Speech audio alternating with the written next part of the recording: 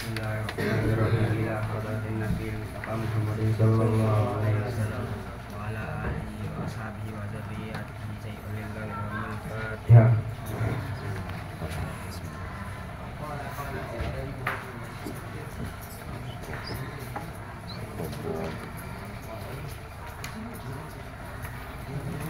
Al-Muhaddits rahimahullah ta'ala wa nafa'ana bihi wa bi'ulumihi fid dharain. Wa an Anas radhiyallahu anhu qala, dan dari Anas semoga Allah meridainya berkata, qala rajulun, bertanya seorang laki-laki, ya Rasulullah, wahai utusan Allah, ar-rajulu minna yalqa akhuhu aw sadiquhu, apabila seorang di antara kami bertemu dengan saudaranya atau sahabatnya, ayan jilahu, apakah ia harus bungkuk?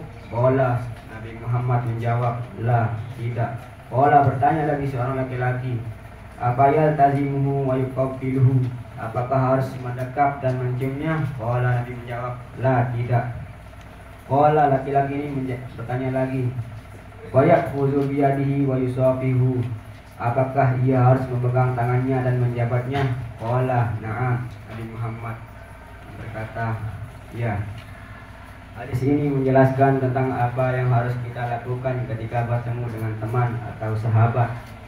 Nabi Muhammad SAW menyuruh kita bila bertemu dengan salah satu dari keduanya untuk memegang tangannya dan menjabatnya. Dan Nabi Muhammad tidak membolehkan kita untuk bungkuk dan mendekap dan menciumnya. Tidak mewajibkan kita. Tidak mewajibkan kita untuk bungkuk Bukan dan ditegur. mendekap dan menciumnya. Rawahu Tirmizi wa qala hadisun hasan. Riwayat oleh Imam Tirmizi. Kenapa ikut belajar sini? Hasan. Wa an Safwan bin Asal radhiyallahu anhu qala, wa an Safwan bin Asal, semoga Allah meridainya, berkata, qala Yahudiyun li sahibihi, telah berkata seorang Yahudi kepada sahabatnya, izhab bina ila hadzal nabi, marilah kita menemui Nabi. Fa'ada ya Rasulullah sallallahu alaihi wasallam, maka keduanya datang kepada Rasulullah. Fasa'alahu an tis'i ayatin bayyinah, maka mereka bertanya tentang 9 ayat.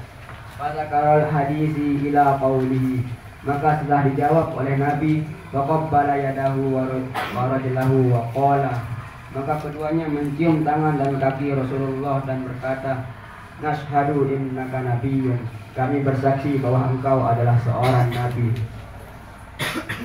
Hadis ini menceritakan tentang seorang Yahudi dan kawannya yang menanyakan tentang 9 ayat. Lalu Nabi SAW menjawabnya.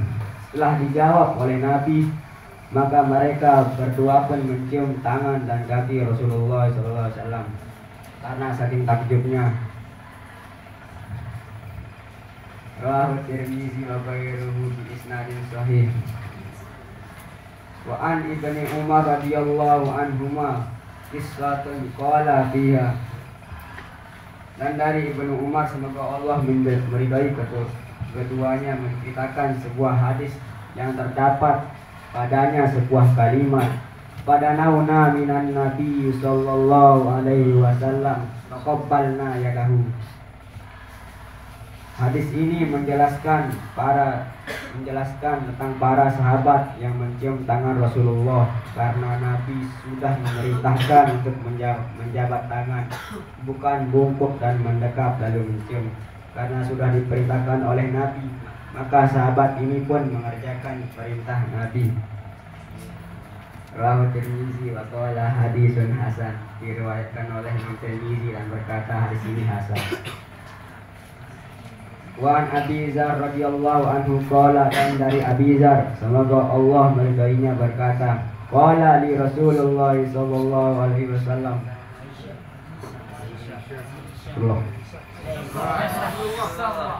wa an Aisyah radhiyallahu anha qala, dan dari Aisyah semoga Allah meridainya berkata, qadama Zaid bin Harisah al-Madinah wa Rasulullah sallallahu alaihi wasallam fi baiti, telah datang Zaid bin Harisah ke Madinah dan Rasulullah Shallallahu Alaihi Wasallam sedang di rumahku.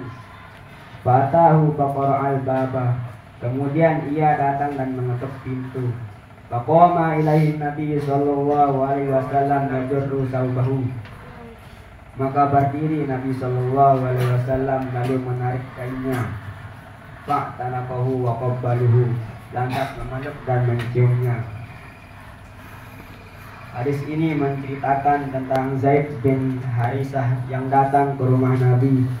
Setelah Zaid bin Harisah datang ke rumah Nabi, lalu ia mengetuk pintu dan Nabi pun berdiri dan menarik kainnya. Lalu Nabi memeluk dan menciumnya.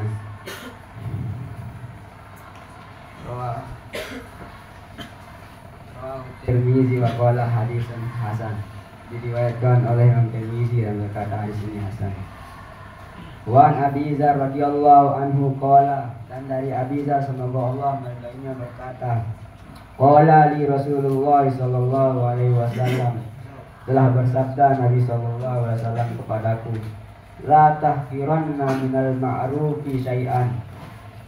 Janganlah kamu sekali-kali meremehkan kebaikan, walau antal ko akhaka biwajhi taliqi. Janganlah kamu sekali-kali meremehkan kebaikan, walaupun hanya dengan bermuka manis apabila bertemu dengan saudaramu. Manis. Hadis ini Mana contoh bermuka manis? Coba contohin dulu bermuka manis. Hadis ini menjelaskan tentang Contohin dulu, oke.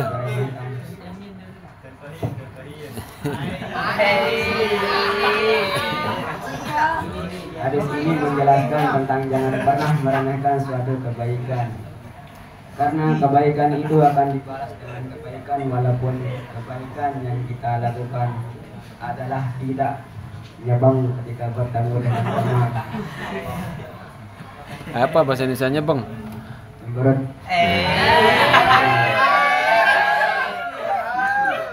makanya kalau saya ketemu sama teman selalu senyum saya.